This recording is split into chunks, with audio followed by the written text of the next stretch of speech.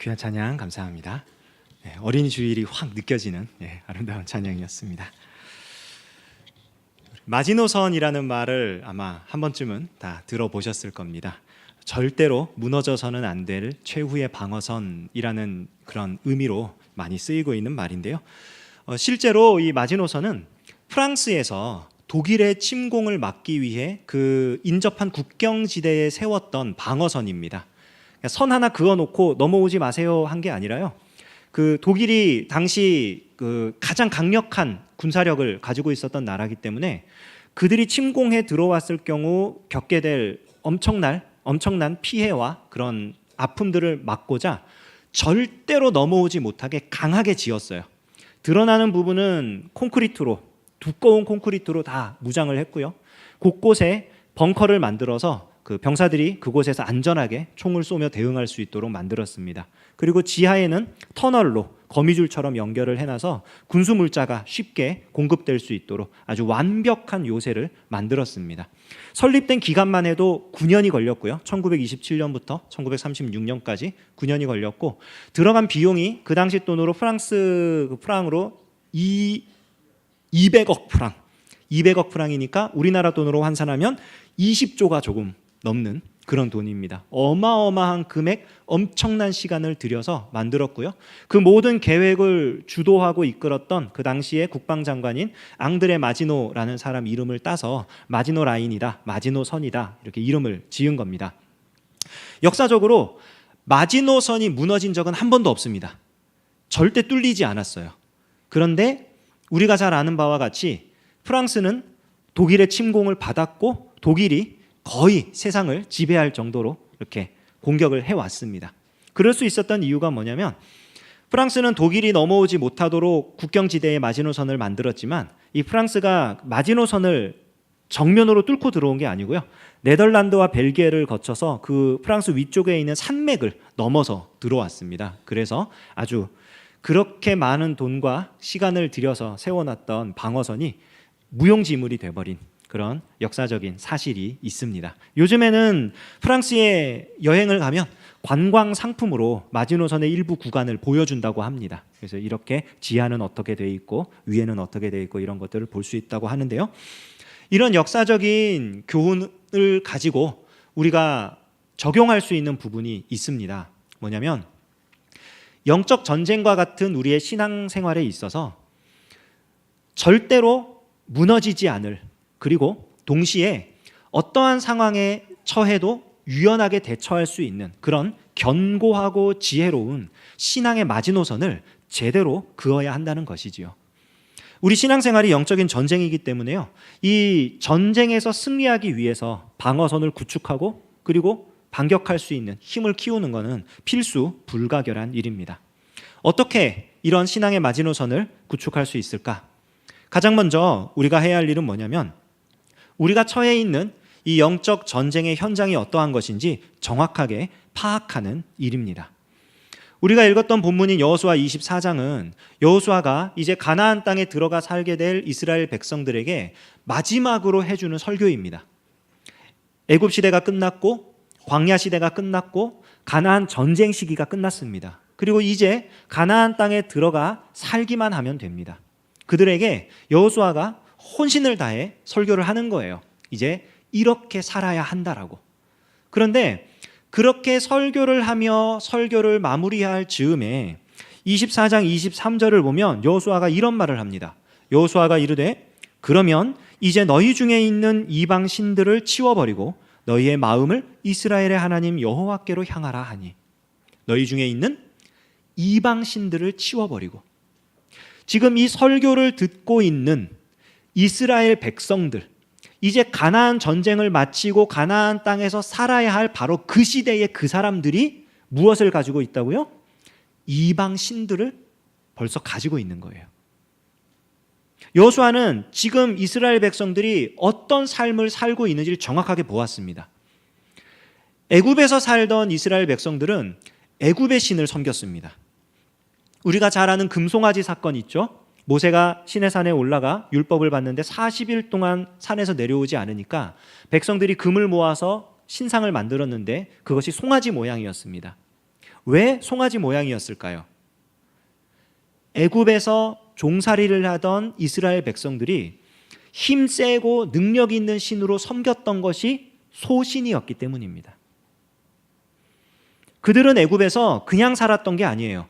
애굽의 문화와 애굽 사람이 섬겼던 신들, 그것들을 따라 살았습니다.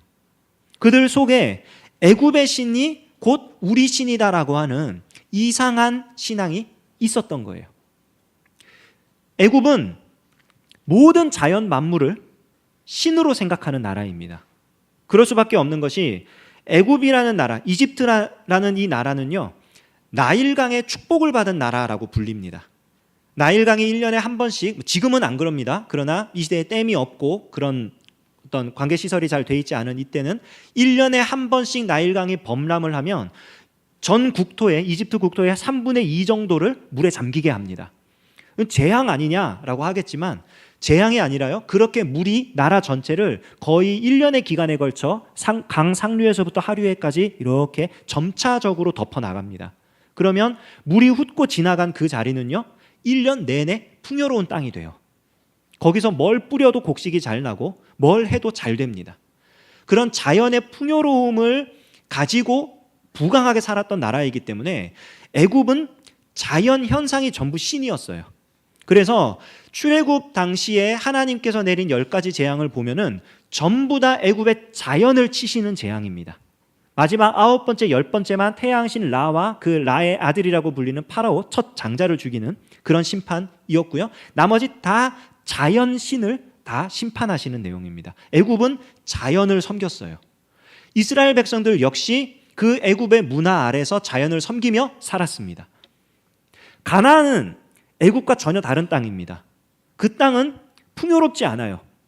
건기와 우기로 나누어져 있고 우기 때 비가 와도 제때에 정확한 양이 와야 농사를 짓든 가축을 치든 먹고 살 수 있습니다. 너무 많은 비가 내리면 홍수가 나고요. 너무 적은 비가 내리면 가뭄이 듭니다. 쉽지 않은 땅이에요. 그래서 가나안 사람들은 비를 주관하는 바알신을 섬겼고 농사를 짓기 위한 노동력을 얻기 위해서 많은 출산을 하게 해준다고 믿는 아세라 신을 섬겼던 겁니다. 가나안 사람들은 가나안 사람들의 신을 섬겼고 애굽 사람들은 애굽 사람들의 신을 섬겼어요. 이것은 애굽과 가나안 시대만의 이야기가 아닙니다.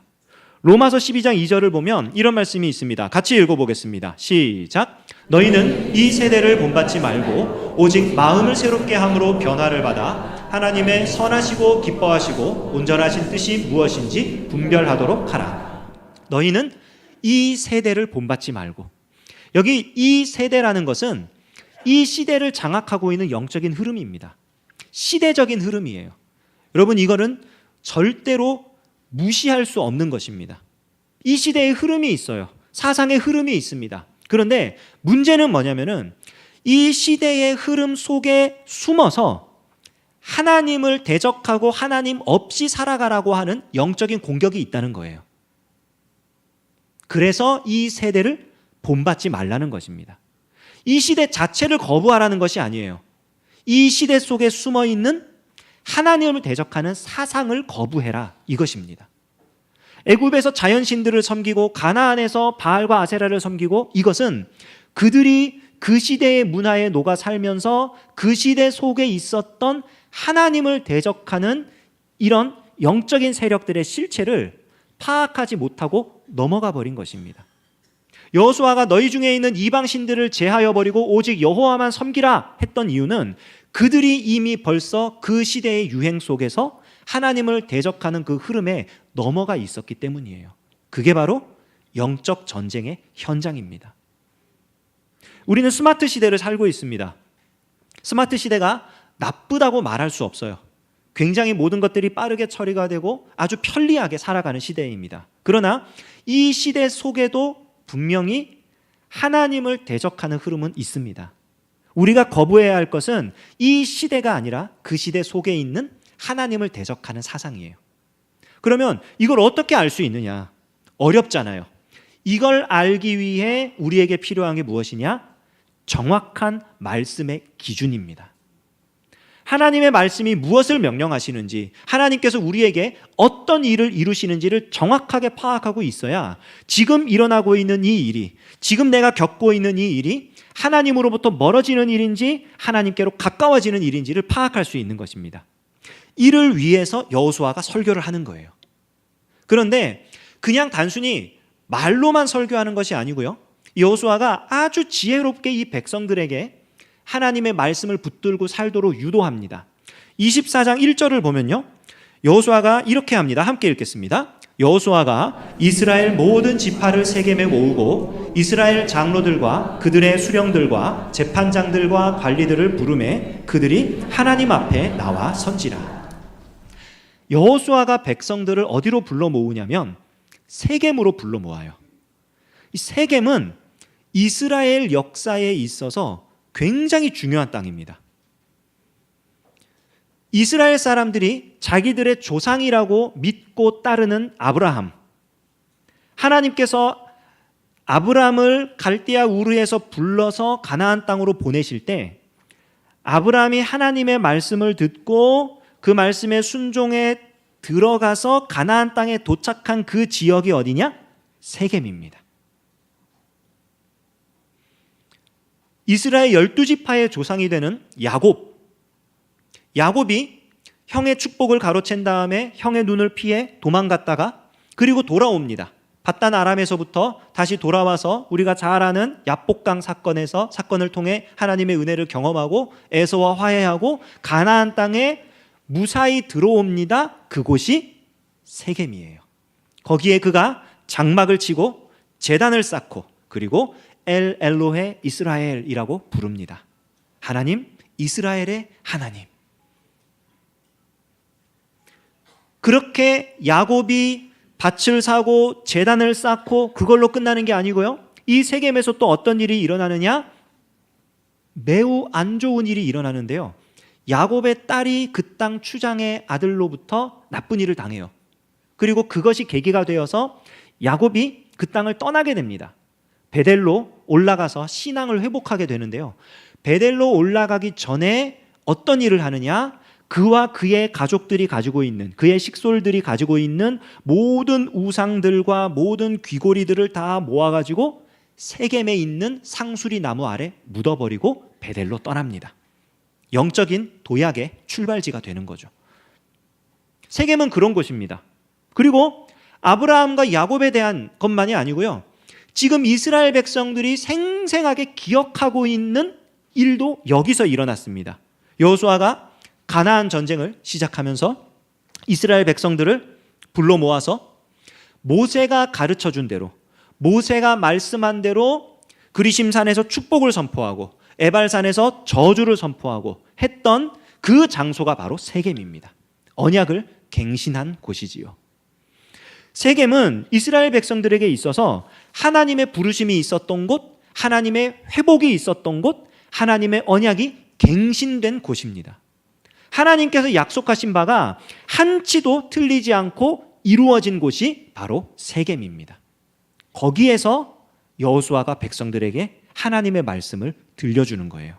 하나님이 약속하셨다, 그 약속대로 하나님이 애굽에서 끌어내셨다, 광야 동안 지켜주셨다, 다른 신을 섬기는 자들이 우리를 공격하려 했지만 하나님은 그 공격을, 그 저주를 오히려 축복으로 바꾸어 주셨다. 세상 많은 사람들이 말하는 어떠한 신도 우리 여호와 하나님을 능가할 수 없다. 그거를 보여주는 거예요. 그리고 그 말씀을 들려주는 겁니다. 5월은 가정의 달입니다. 가정의 달을 맞이해서 요즘 젊은 가정들은 여행을 많이 다니실 거예요. 여행을 다니실 때 꽃도 예쁘고 먹을 것도 맛있는 곳 있고 좋습니다. 한 가지 그런데 정말 우리한테 매우 유익한 여행의 팁을 하나 드릴게요. 가족들과 함께 여행을 가실 때 부모님을 모시고 가든 자녀들과 혹은 손자 손녀들과 이렇게 어디를 나들이를 가시든 하실 때 한번 하나님의 역사가 묻어있는 장소를 한번 가보세요. 하나님의 역사가 어디 묻어있나 어렵게 생각할 필요 없습니다.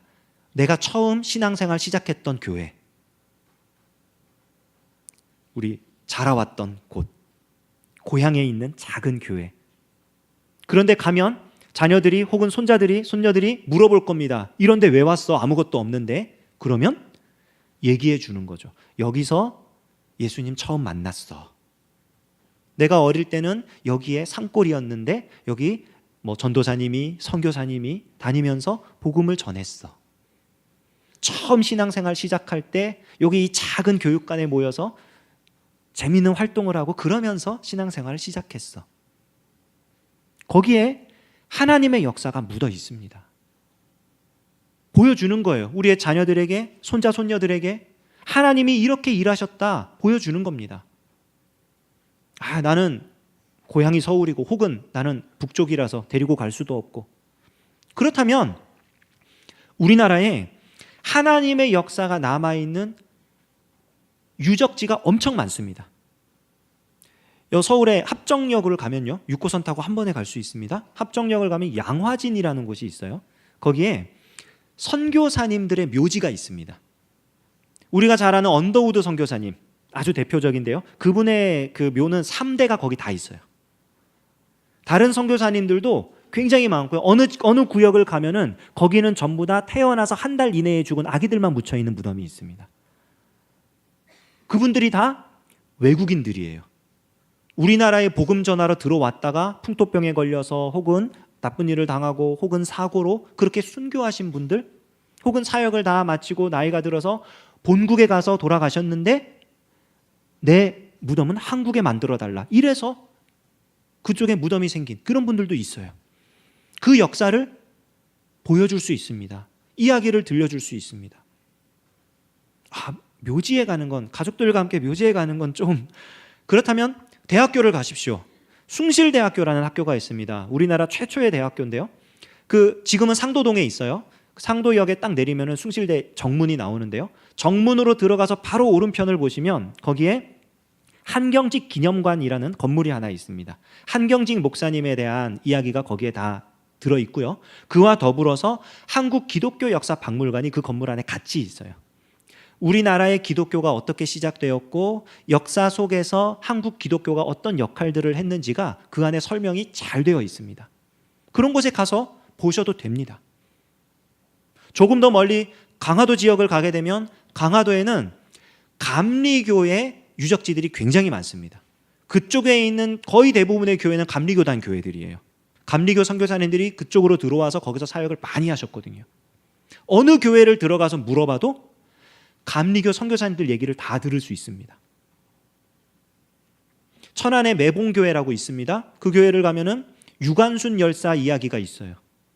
그뿐만 아니라 함께 독립운동을 했던 신앙인들 이야기가 있습니다.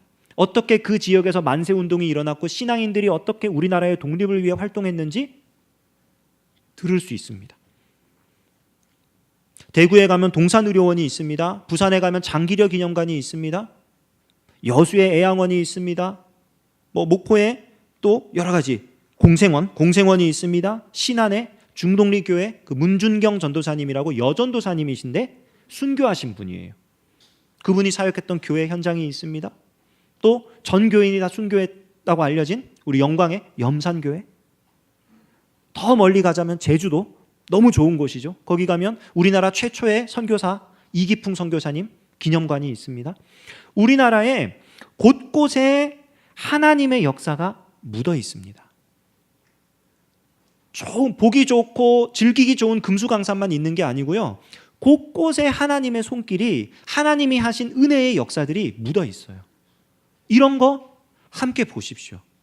얼마나 좋은지 모릅니다. 하나님이 이렇게 살아계시구나, 하나님이 이렇게 역사하시는구나. 그 바탕 위에 당당하게 선포하는 겁니다. 그러니까 다른 신을 버리고 여호와만 따르자. 우리 하나님만 섬기자. 하나님의 역사가 여기 이렇게 생생하게 남아 있으니까, 기록되어 있으니까 이 땅이 증거고 이곳에 있는 모든 돌과 나무들이 증인인데 우리가 하나님만 섬기며 살아야 하지 않겠느냐.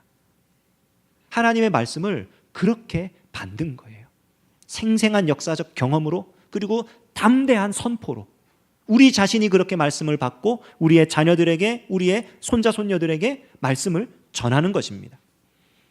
그러면 이렇게 말씀을 전하고 이렇게 명령했으니까 다 된 것이냐? 아닙니다. 여호수아는 이렇게 강력하게 선포한 후에요, 오직 나와 내 집은 여호와만 섬기겠다, 이렇게 선포를 합니다. 이 말은 주변의 다른 어떤 사람들이 어떻게 살든 신경 쓰지 않고 나만 잘 살아보겠다, 나만 그냥 신앙생활 잘하겠다, 이 얘기가 아니에요. 여호수아의 이 고백은요, 내가 우리 집이 말씀을 붙잡고 살아가는 모범이 되겠다라고 하는 선포입니다.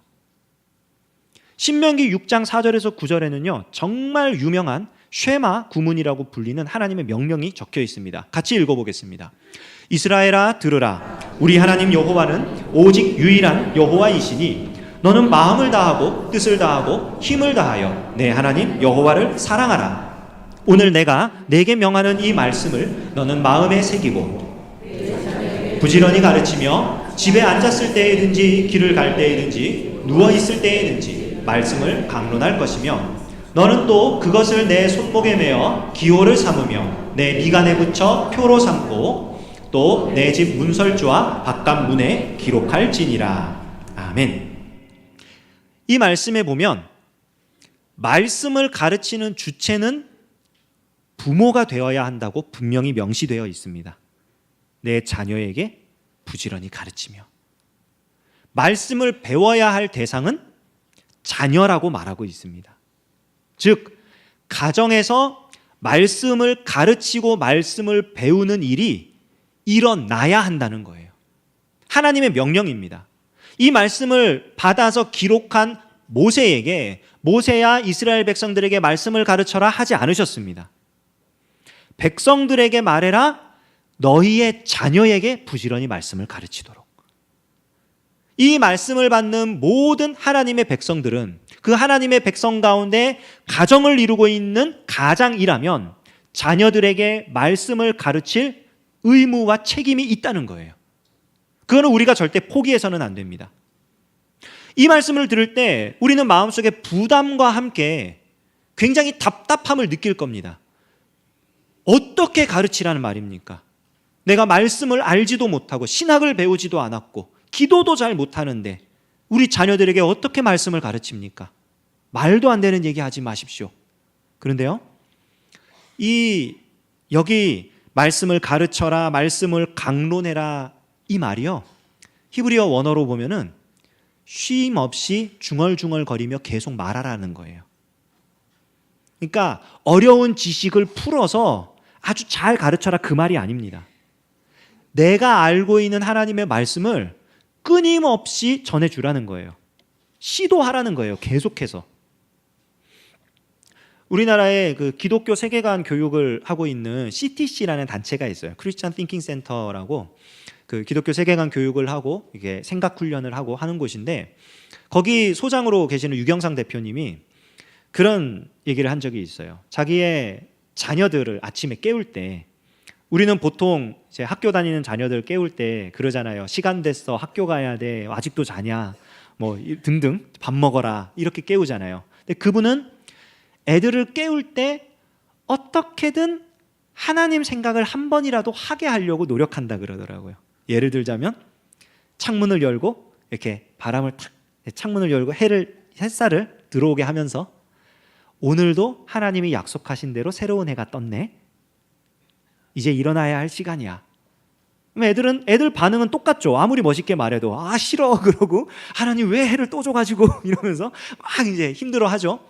아이들의 반응보다 그 아이들의 생각 속에 하나님이 들어가는 거예요. 하나님과 관련된 이야기들이 그 아이들의 삶 속에 나타나는 거예요. 장신대학교에서 기독교 교육학을 가르치는 박상진 교수님이라는 분이 계십니다. 그분이 어린 시절 그 신앙생활을 할 때, 어린 시절에 자기 부모님이 이제 데리고 교회를 나가시잖아요. 어머니가 꼭 주일날 아침에는 흰 쌀밥에 소고기국을 끓여주셨대요. 다른 날은 늦잠을 자도 주일날은 절대 늦잠 안 잤대요. 맛있게 먹으려고. 이런 흰 쌀밥에 소고기국 얼마나 좋습니까? 뭘 가르쳐 준 거예요? 주일은 행복한 날이다. 예배 드리는 날은 수지 맞는 날이다. 늦게 일어나면 국물밖에 없어. 일찍 일어나면 건더기가 있어. 얼마나 좋아요. 내가 할 수 있는 대로 가르쳐 주는 거예요. 주일이 행복한 날이니까 이 행복을 맛보게 하기 위해서 맛있는 음식을 차려주고, 가족들에게, 자녀들에게 그날 행복을 느껴야 되니까 간식도 사주고 사랑을 베풀어주고 같이 대화도 하고 산책도 다니고, 내가 알고 있는 바대로, 내가 할 수 있는 대로 자녀에게 끊임없이 부지런히 계속 시도하라는 겁니다. 말씀이 하루 이틀에 자녀들에게 확 들어가는 게 아니거든요. 우리 애들은 다 컸는데 이제 와서 늦었는데 어떡하냐. 손자 손녀가 있습니다. 자기 자녀 가르치는 것보다요, 손자 손녀 가르치는 게 훨씬 강력합니다. 우리 집 애들도 엄마 아빠에게 배우는 것보다 할머니에게 배운 거를요 더 잘 말하고 흉내도 더 잘 내요. 할머니가 한 대로 똑같이 합니다. 부모님이 뭐 먹자 딱 결정이 나요. 아, 그러면 오늘 메뉴는 이거야. 부모님이 어디 가자, 여행 코스가 결정이 나는 겁니다. 아, 저기 가야 되는구나. 할아버지 할머니의 위력이에요. 얘야, 내가 오늘은 어디를 가고 싶구나. 어머니 왜요? 거기서 내가 신앙생활 시작했거든. 함께 가는 거예요. 너무 좋죠. 하나님의 말씀을 가르친다는 것은 목회자만 하는 일이 아닙니다. 오히려 목회자가 아닌 부모가 하나님의 말씀대로 살아가는 모습을 집에서 보이잖아요. 그러면 목회자의 자녀가 목회자인 부모가 말씀대로 살아가려는 모습을 보는 것보다 목회자가 아닌 부모가 말씀대로 살아가는 모습을 보는 자녀가요 훨씬 더 말씀을 사모하며 그 말씀대로 살아갈 확률이 높습니다. 자녀에게 말씀을 가르쳐라. 가정에서 신앙이 전수되도록 하라. 이것은 모든 믿는 자에게 주어진 의무이자 책임입니다. 여호수아서가 끝나고 사사기가 열립니다. 사사시대를 보면은 어떻게 이렇게까지 타락할 수 있는가 싶을 정도로 이스라엘이 아주 흑암으로 계속 나락으로 떨어지는 모습을 발견하게 됩니다. 이 사사기가 끝나갈 때쯤 삼손 이야기가 끝나고 두 개의 에피소드가 나옵니다.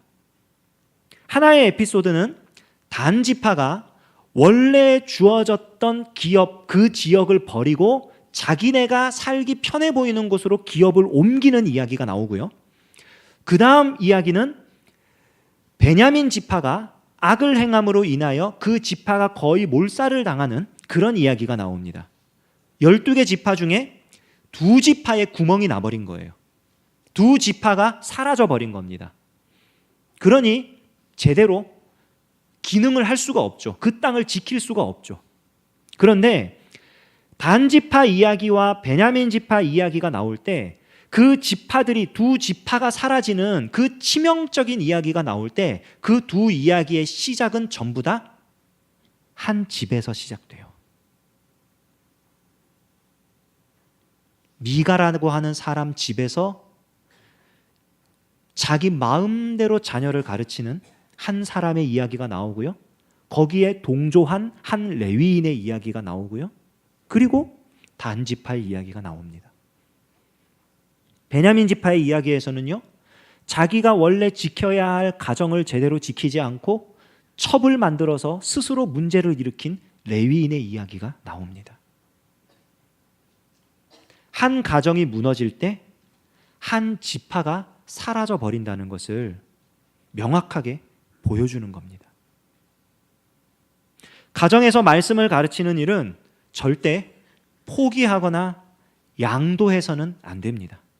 그거는 믿는 사람에게 주신 명령이에요. 여호수아는 지금 그 명령을 내가 수행하겠다 하는 겁니다. 내가 이 말씀대로 살아가겠다. 여호와만 섬기는 이 삶을 내가 살아가겠다. 말씀을 맺습니다. 신앙생활은 전쟁과 같습니다. 전쟁은 무턱대고 싸워서 이길 수 있는 것이 아닙니다. 치밀하게 계획을 세워야 되고 전략을 짜야 되고요. 방어선을 구축하고 공격을 어떻게 할 것인지 작전을 짜야 합니다. 이 과정에서 우리가 가장 먼저 해야 할 일은 우리가 지금 어떤 전쟁을 하고 있는가? 우리가 처해 있는 이 상황이 어떤 상황인가? 우리가 속해 있는 세상에서 영적인 전쟁이 어떻게 치러지고 있는가를 파악해야 됩니다. 이를 위해 우리는 말씀을 굳게 붙들어야 하는데요. 하나님의 말씀을 굳게 붙드는 것은 하나님의 역사를 경험함으로써 하나님의 역사가 묻어있는, 하나님이 하신 일들이 남아있는 기억들을 더듬고 그 현장에 함께 가고 그리고 하나님의 명령을 받아들임으로써 가능합니다. 그리고 마지막, 이 일은 우리 집에서부터 시작되어야 합니다. 내가 우리의 가족들과 함께, 부모님과 자녀와 배우자와 함께 이 일을 해나가기 시작할 때 우리는 신앙의 마지노선을 세우는 것입니다. 엄청난 비용과 어마어마한 시간이 들 수도 있습니다. 하지만 결코 포기하지 않아야 합니다. 끝까지 우리가 이 전선을 구축해 나갈 때 우리는 하나님께서 우리에게 주시는 놀라운 승리와 은혜를 경험하게 될 것입니다. 기도하겠습니다. 하나님 아버지, 감사합니다. 하나님이 우리를 사랑하셔서 예배드릴 수 있게 하시고 주님 우리에게 허락하신 귀한 믿음의 삶을 살게 하시니 감사드립니다. 하나님의 말씀을 굳게 붙들기 원합니다. 하나님이 살아가도록 하신 이 삶의 현장이 우리 영적 전쟁의 현장임을 잊지 않고 우리가 주의 말씀을 굳게 붙잡고 하나님께서 주시는 승리를 맛보며 살게 하여 주시옵소서. 우리 집에서부터 바로 이 일이 시작되게 하여 주시옵소서. 예수님의 이름으로 기도합니다. 아멘.